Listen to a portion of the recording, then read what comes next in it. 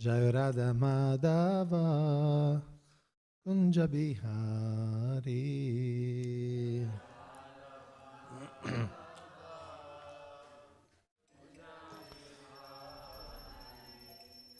Jai Radha Madhava Kunja Bihari.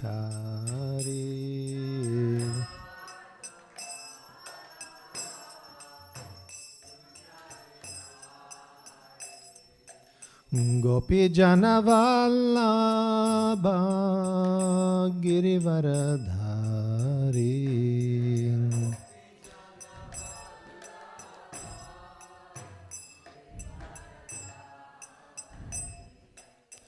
Gopi Janavallabha Girivaradhari.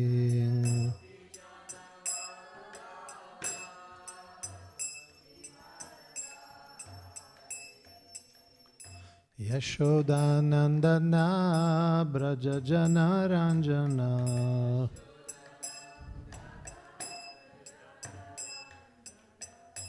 Yashodanandana Braja Jana Ranjana.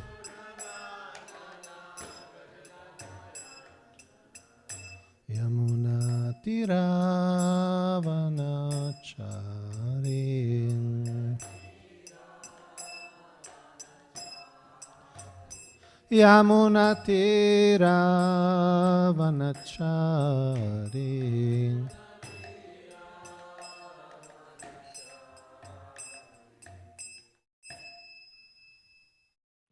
Jai Shri Shri Radha Madhava Ki Jai, Shri Shri Radha Govinda Ki Jai, Shri Shri Radha Kalachanji Ki Jai.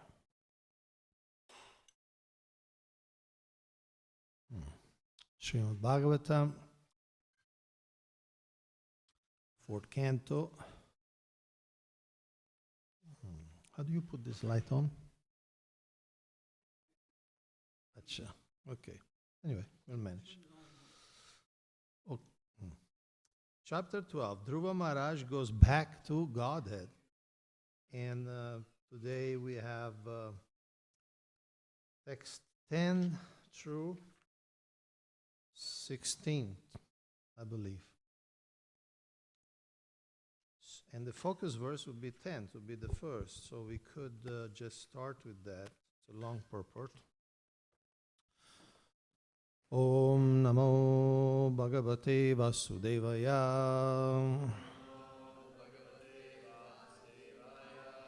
Om Namo Bhagavate Vasudevaya.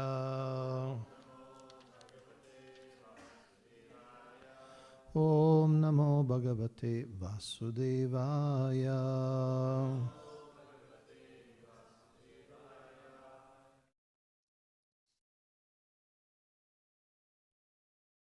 Please.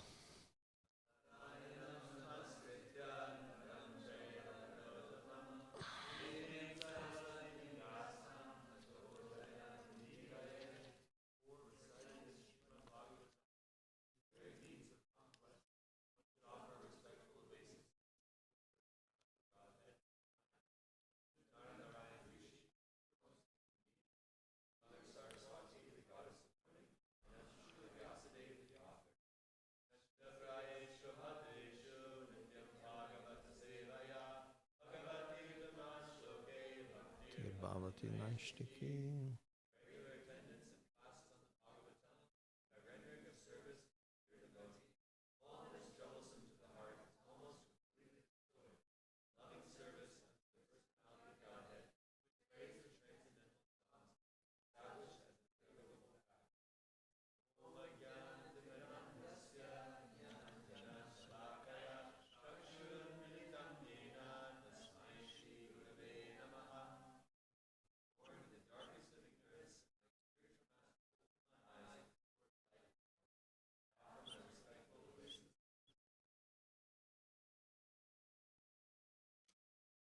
Okay.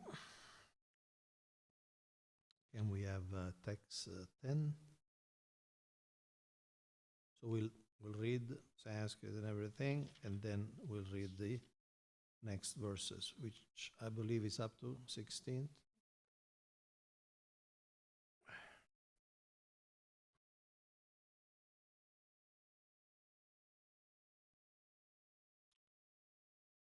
16.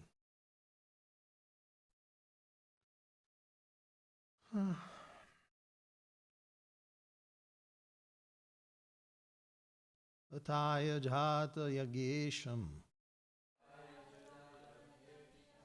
Ratubhir bhuri dakshinhai Dravya kriya devatanam Karma karma phala pradham.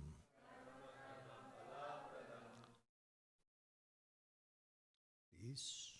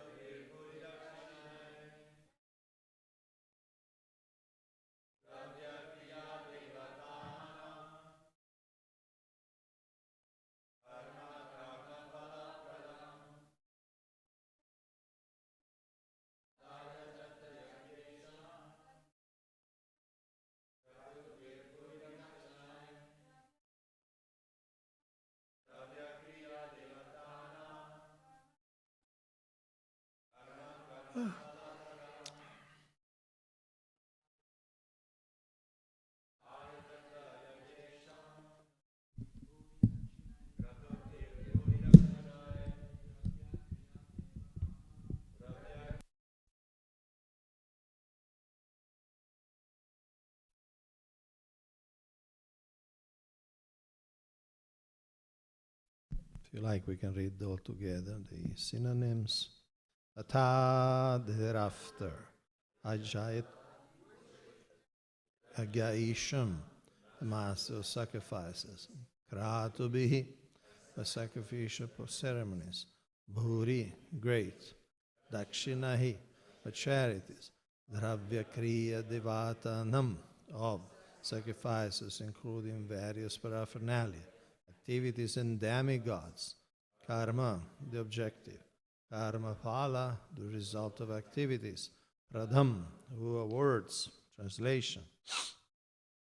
As long as he remained at home, Dhruva Maharaj performed many great ceremonial sacrifices in order to please the enjoyer of all sacrifices, the Supreme Personality of Godhead.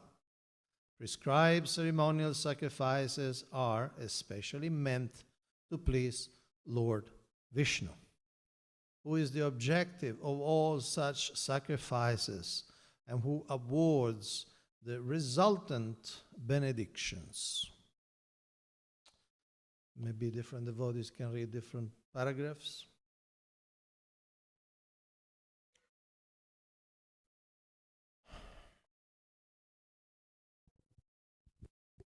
Hare Krishna. In Bhagavad Gita 3.9, it is said, Yagyarthat karmano nyatra lokoyam karma bandhana. One should act or work only in order to please the Supreme Lord. Otherwise, one becomes entangled in the resultant reactions. According to the 4 divisions of Varna and Ashrama, Kshatriyas and Vaishyas are especially advised to perform great ceremonial sacrifices and to distribute their accumulated money very liberally. Dhruva Maharaj, as a king and ideal Kshatriya, performed many such sacrifices, giving very liberally in charity. Kshatriyas and Vaishyas are supposed to earn their money and accumulate great riches. Sometimes they do it by acting sinfully. Kshatriyas are meant to rule over a country. Dhruva Maharaj, for example, in the course of ruling had to fight and kill many yakshas. Such action is necessary for Kshatriyas. A Kshatriya should not be a coward, and he should not be non-violent. To rule over the country, he has to act violently. Kshatriyas and Vaishyas are therefore especially advised to give in charity at least 50% of their accumulated wealth. In Bhagavad Gita, it is recommended that even though one enters the renounced order of life, he still cannot give up the performance of yajna, dana, and tapasya. They are never to be given up. Tapasya is meant for the renounced order of life. Those who are retired from worldly activities should perform tapasya, penances, and austerities. Those who are in the material world, the Kshatriyas and Vaishyas, must give charity. Brahmacharis, in the beginning of their lives, should perform different kinds of yagyas. Dhruva Maharaj, as an ideal king, practically emptied his treasury by giving charity. A king is not meant simply to realize taxes from the citizens and accumulate wealth to spend in sense gratification. World monarchy has failed ever since kings began to satisfy their personal senses with the taxes accumulated from the citizens. Of course, whether the system is monarchy or democracy, the same corruption is still going on. At the present moment, there are different parties in the democratic government, but everyone is busy trying to keep his post or trying to keep his political party in power. The politicians have very little time to think of the welfare of the citizens, whom they oppress with heavy taxes in the form of income tax, sales tax, and many other taxes. People sometimes have 80 to 90% of their income taken away, and these taxes are lavishly spent for the high salaries drawn by the officers and rulers. Formerly, the taxes accumulated from the citizens were spent for performing great sacrifices, as enjoined in the Vedic literature. At the present moment, however, almost all forms of sacrifice are not at all possible.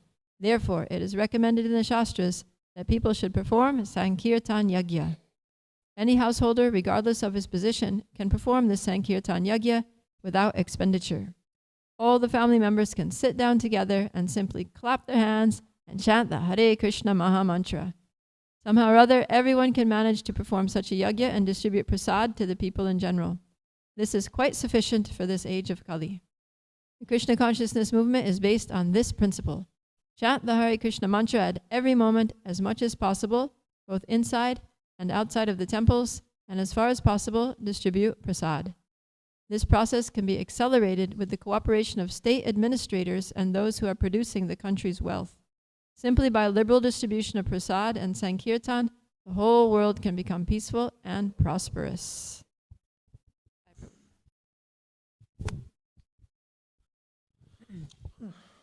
Hare Krishna. Generally, in all the material sacrifices recommended in the Vedic literature, there are offerings to the demigods. This demigod worship is especially meant for less intelligent men. Actually, the result of such sacrifice goes to the Supreme Personality of Godhead, Narayana. Lord Krishna says in Bhagavad Gita 5.29, Bhoktaram Yagya Tapasyam. He's actually the enjoyer of all sacrifices. His name, therefore, is Yagya Purusha.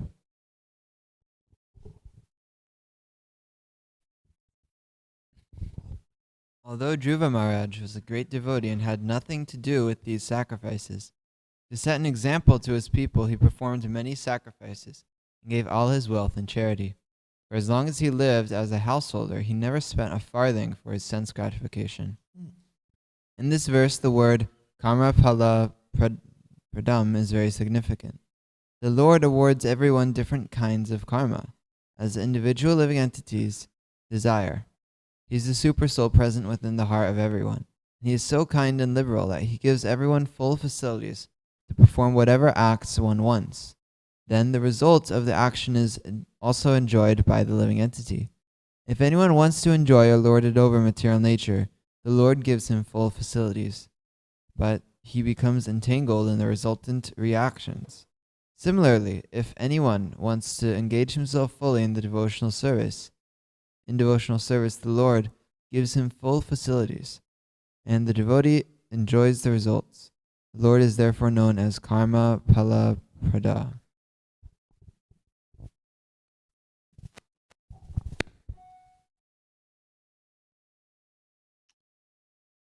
Okay, thank you. So we read text 11 through 16.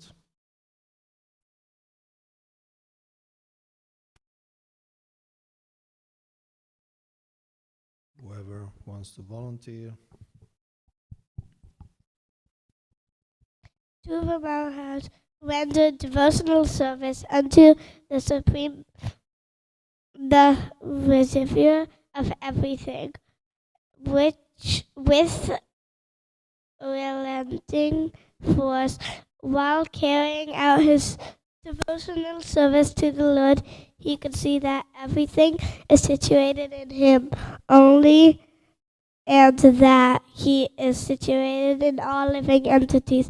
The Lord is called Achyuta because he never fails in his prime duty to give protection to his devotees.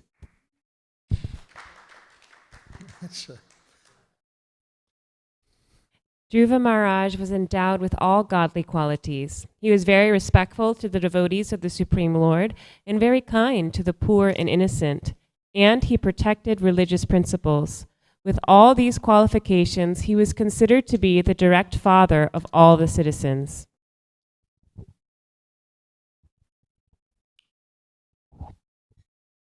Dhruv Maharaj ruled over this planet for 36,000 years.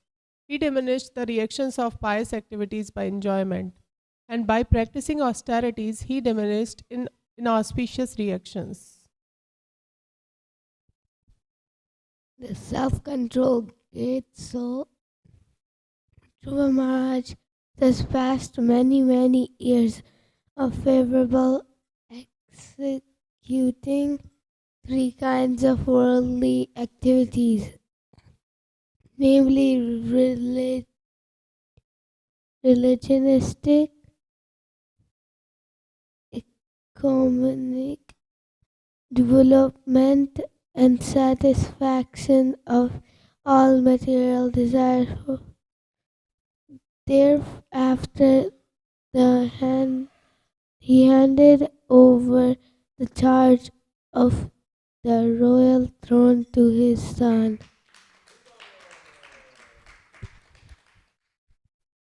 Srila Dhruva Maharaj realized that the cosmic manifestation bewilders living entities like a dream or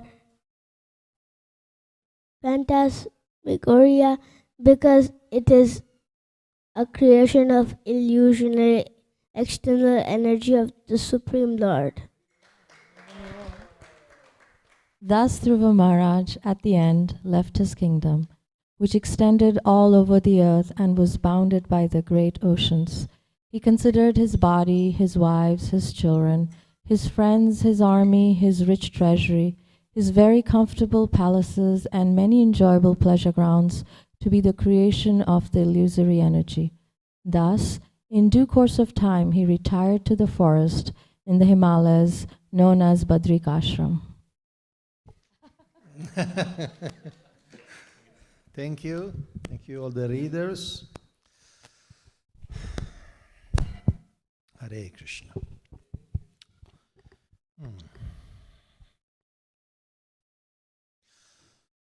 In the verse 10, in the purpose, Srila Prabhupada mentioned something that he mentions many times, that he instructs about many times, is the giving 50% in charity. So today, in the short time we have, I would like to explore this concept because it's an essential concept and is perhaps, alongside what constitutes exactly illicit sex, is perhaps the most misunderstood or just not understood idea in the Krishna consciousness movement. What does it mean to give 50%? I have actually a presentation here. If we could, this is the Roku or the Samsung? Which one?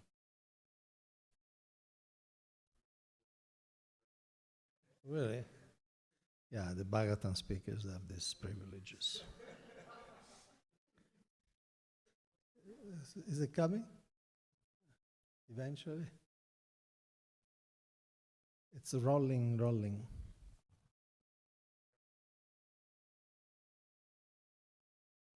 Anyway, see if you can fix it while I continue talking. So, why is this concept so difficult to understand? If you could put in the slide mode and then give me the machine. or give me the machine, I'll do it.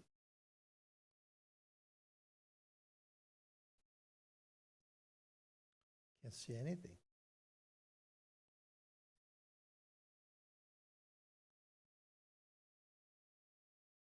Anyway, so why is it so difficult? Although Srila Prabhupada spoke many times about the idea, he spoke many times in the books, in the letters, even with Professor Kotosky, the Russian Soviet professor in Moscow. Even with him, he mentioned the 50% principle. So certainly it's one crucial point, both sociologically, institutionally, and it's an essential point because a religious group, if we talk about ISKCON in particular, not just the whole society, but in particular of ISKCON, it's a crucial economic and financial idea that people, those who produce wealth, not everybody, but those who produce wealth should give 50%. So why it's so difficult to understand it? My analysis is that there are two reasons. One is because the word income in English means different things. The word income means three things. Gross income, all the money, it ends up in your hands. Say, for instance, you work a job and you get a salary. Say you get $5,000 per month. They pay you the check. That's your gross income. You get $5,000. That's your income. But income also sometimes means disposable income,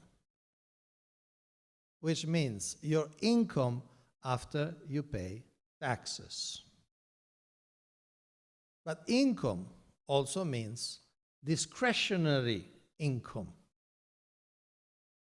That means the money that stays with you after the basic expenses. Your mortgage, your rent, education for your children, your food, your utilities, gas, electricity, transport, all the basic expenses that are essential for your survival and living decently. Okay? So because income means these three things, to say 50%, 50% of what? So many devotees seems explicitly or implicitly take income to be gross income. And they conclude that, well, I can't give 50%. It's just not possible. There's not enough money at the end of the month. There's much more month at the end of the money. So I can't. And so the idea is given up. And ISKCON as a religious society is very different from certain other religious societies, especially Christian society, but not exclusively, in which many religious society, many pastors stress a lot the principle of giving. I don't know if you have experience, exposure, but some pastors speak every week about giving because it's essential. It's essential to run the church. It's essential for the retirement fund. It's essential for many, many, many things, for the mission of the church. It's essential. And they also know that if they don't stress it, people will not give. Or would give much less. But if it's stressed as a religious principle, then people will give. So I have some quotes for you 50% commandment. It's a commandment. It's not just a suggestion. Because Srila Prabhupada the second reason why it's sometimes difficult to understand is because Srila Prabhupada did say different thing. Sometimes it kind of unpacked it more. Sometimes it unpacked it less. So it might give different, I would say, impressions. Is he talking about gross income? Which sometimes it seems to be talking about gross income, or is it talking about discretionary income? So I'll present some quotes, I'll present my conclusion, and then we may have a little discussion, if you agree or not. And of course, you'll agree 100% with me. Okay, Christians have tithing, which means giving 10%. They say it's from the Bible says something different, but anyway, that's not our concern, especially with the limited time we have. Tithing, giving 10% of the gross. Sometimes some people say it's from the disposable income. Like once I visited the headquarters of the Seventh-day Adventists near Washington, D.C., and there is this tour guide who took me around. And so I asked this thing, so is tithing before or after taxes? And he told me, depends who you ask. So even other groups are discussing the issue. Okay, so donating 1/10 of one's income to the church. What do we have? The giving 50%. Srimad Bhagavatam 1:9-27. To give charity is one of the householder's main functions, and he should be prepared to give in charity at least 50% of his hard-earned money. Whom is this commandment for? Grihasthas. Bhagavad Gita 16, in the first 3 verses, there's a long purport. Charity is meant for the householders. Where charity should be given? To ISKCON's initiative. Bhagavad Gita, same purport. The householder should earn a livelihood by an honorable means and spend 50% of their income to propagate Krishna consciousness all over the world. Thus, a householder should give in charity to institutional societies that are engaged in that way. Like the Texas Krishnas. That's a legal nomenclature. Institutional society are engaged in that way. What income actually means? Generally, it means revenue minus expenses or net income, money earned after all costs. Is the word income used in other ways? Yes, and time indicates all the money that ends up in your hands. We discussed that before. Gross income, disposable income, discretionary income. Should we give 50% of all the money that ends up in our hands? Pause for suspense. It doesn't seem that Srila Prabhupada meant it that way. It appears that he spoke about the money left after necessary expenses. Srimad Bhagavatam 1:17-42. As we have suggested before, one's accumulated wealth may be divided into 3 parts for distribution, namely 50% for the service of the Lord, 25% for the family members, and 25% for personal necessities. So when you say accumulated wealth, obviously all the money that comes in your, say, paycheck is not accumulated wealth, because the state takes a cut. Then you have expenses, so it's not accumulated. And there is this other concept, important concept, that is not just give 50%. 50% charity. I mean, generally means it goes out of your hands. 25% for the family. Not the family, doesn't mean the family the food, the transport, the education, the clothes. No, this is extra. Like a little holiday, take the family to vacations, gifts, birthday gifts, Christmas, no, not Christmas gift, maybe not for the ones, but some gifts, some celebrations, like that. And then 25%, sometimes Srila Prabhupada used the word, here is personal necessities, sometimes Srila Prabhupada used the word emergencies. You got to have a little reserve, because sometimes, a tooth fall off, you should change the tires of your car. So you got to have some reserve if you are a grihastha. The tone of Srila Prabhupada's instruction to give 50% is universal, taking it as meaning 50% of all the money that ends up in one's hand, one's full salary, for instance, would make it extremely difficult for most people. I don't know how many of you are earning members of society. I'm not going to ask your income or anything like that, but maybe you can relate with this. You have to give 50% of your salary, might make it very difficult, sometimes not possible.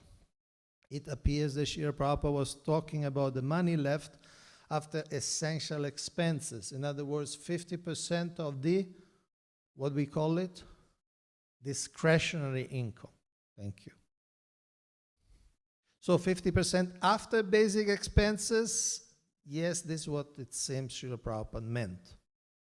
Bhagavad Gita 9:27, everyone has a tendency to give something in charity. Krishna says, give it to me. And this means that all surplus money accumulated should be utilized in furthering the Krishna consciousness movement. So here it says all, sometimes it says 50%, but we are talking about surplus money. So obviously, it's not the money you need to pay your mortgage, or you have to fill up your car with gas. That's not surplus money accumulated. Those are like operating expenses. So what actually constitutes surplus money? More money than for the bare necessities. Now, a big discussion could be, what's a bare necessity? What's bare? And what's extra? That's a different discussion. Srimad Bhagavatam 5:14-12, purport. One should not try to possess more than he needs for the bare necessities. If one gets more than is needed, the surplus should be fully engaged in the Lord's service. Same concept. What are the consequences of not giving? One's wealth will remain tainted with bad karma, which will produce suffering. Because whatever we do in this world, there is karma involved. I mean, even you go to a very, say, innocent job, you are an accountant, say, in some, say, hospital. You go, but just by going by car or by bus, you kill so many ants and other living entities. You pollute the environment. Just by moving in this world, you create karma. So, unless one gives proportionally, then the karma will accumulate. Srimad Bhagavatam 10:5-4. By worship and charity offered to the Brahmanas, material possessions are purified, because material possessions contain karma. They are weighted down by karma. So unless we give, we contaminate ourselves. Other consequences, yes, there are also psychological consequences. Devotees develop a miserly mentality. They start thinking there's never enough. Srimad Bhagavatam lecture in Chicago, 75. Why you keep money? Utilize it. Distribute it for Krishna.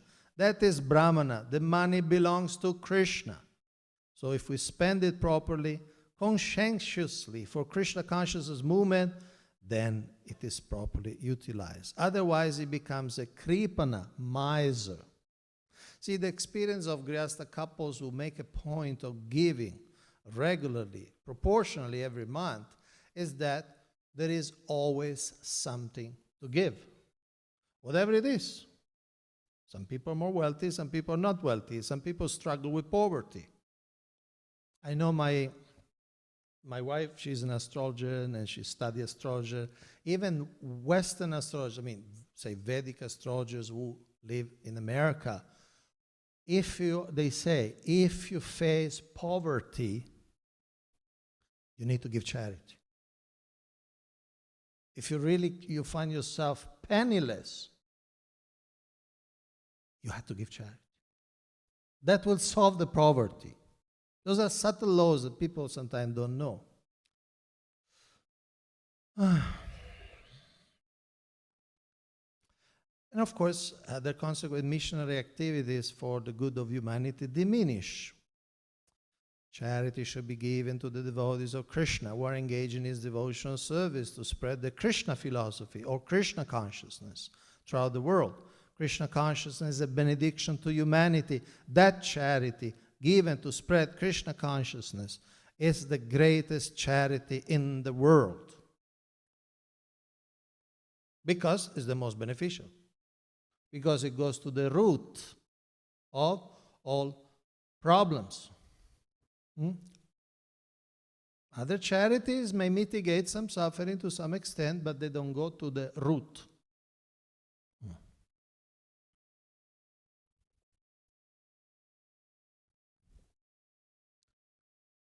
Okay.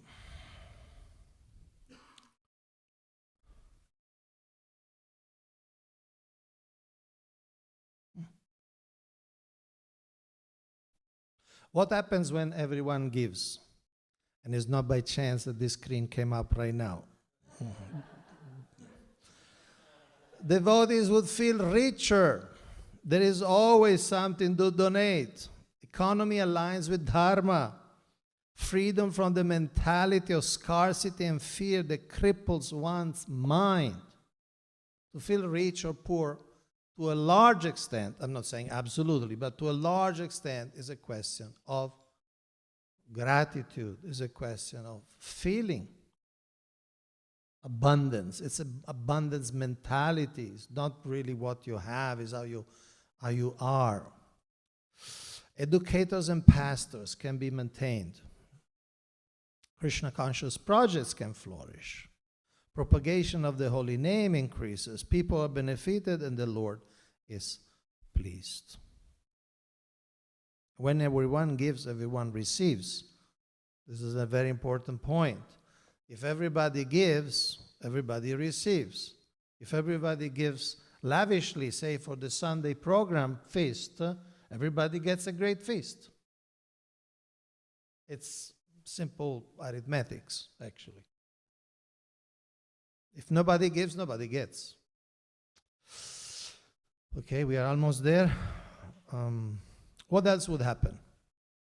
Srimad Bhagavatam 1.536, if only the leading and wealthy persons of society agree to spend 50% of their income in the service of the Lord, as it is taught by Lord Sri Chaitanya Mahaprabhu, there is absolute certainty of converting this hell of pandemonium to the transcendental abode of the Lord. But very often, what the wealthy persons of society do, they buy sports team, football team, soccer teams, baseball teams. They just play like children. They spend millions of dollars in sports like American football, in which people just generate concussions. That's their charity. One more quote. Srimad Bhagavatam 1:1742. Spending 50% for the service of the Lord or for propagation of spiritual knowledge in society by way of Sankirtan Yagya is the maximum display of human mercy. Maximum display of human mercy. Okay. Okay, last one. This is a letter to Ranadhir, May 72. I'm very much pleased that you have consented to give me the 50% of your profits on that night. But I will have no objection if you consider giving me 100%. Jai Srila Prabhupada Ki Jai.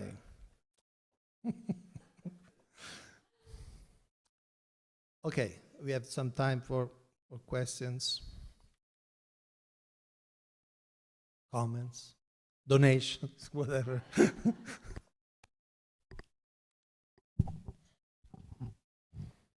Thank you, Prabhu. I had 2 points.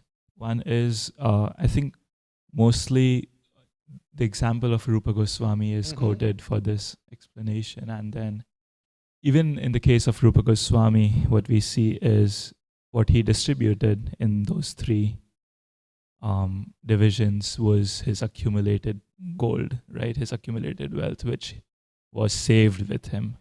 We don't have information about what he was actually paid and how much from that payment. But we know that he distributed what he had at the time when he was leaving. Yes. You know, and my question is, with that, is that Rupa Goswami, the distribution happened when he was renouncing family life and when he was leaving. Yes. We don't know what he did previously when he was in family life.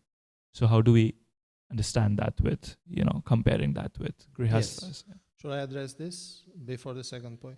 Yes, that's a third reason. I give 2 reasons why sometimes is this 50% idea is confusing.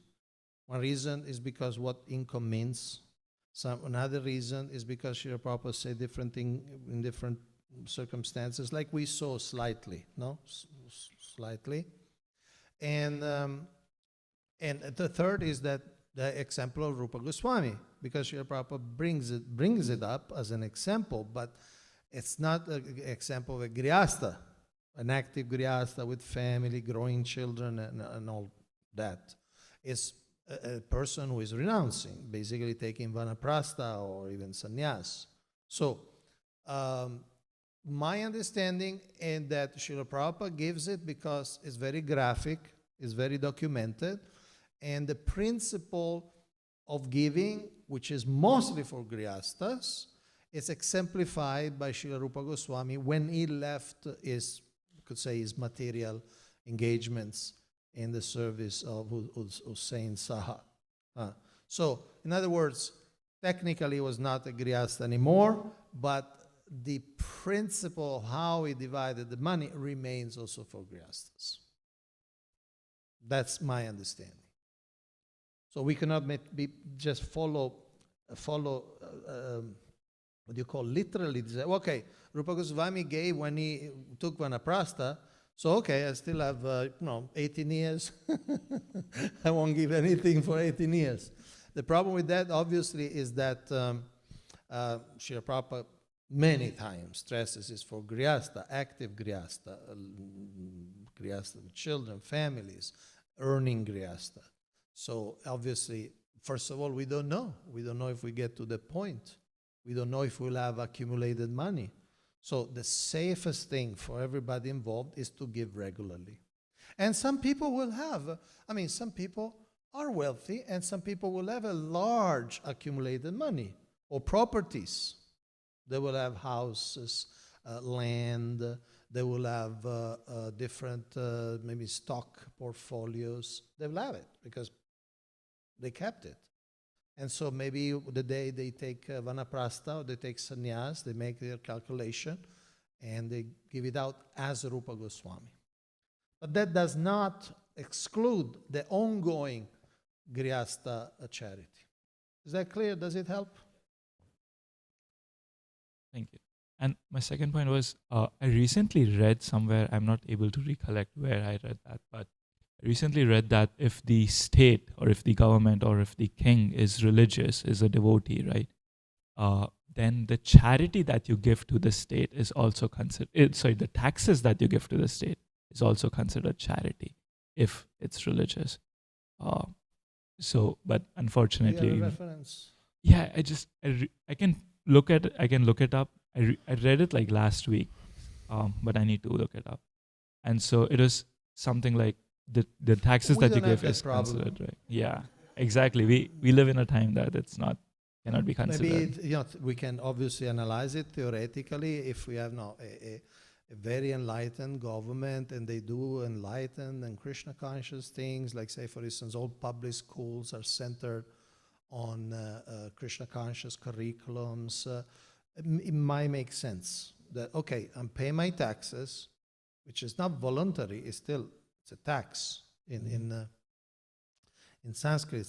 Tax is called kara, which actually means hand. It's like an ironic word. The hand of the government comes into your pocket and takes out your money. So, but if the government is really Krishna conscious, maybe, like you said, you get some benefit because ultimately you work for that money, you produce that economy. It's forced out of your hand, and maybe you do it with your what do you call it? You're happy to do, you're glad to do it, but it's a duty. You have it as a citizen, and so yeah, maybe you share in the benefits. Yep. Thank you, Konteya Prabhu. I'm wondering, in ISKCON, out of gratitude, many disciples will give lots of money to their spiritual master or to sannyasis or preachers who are helping them a lot. And so they might accumulate quite a bit of wealth. And so I don't think we have time, it's probably a big discussion, but what should be the principle for a renunciate or someone who is maybe not in the Grahastha ashram? Yeah, Srila Prabhupada mentioned that in the text 10. Where is it? Oh, the book. I'm blocked. It specifically makes a distinction between productive members, productive meaning the produce money.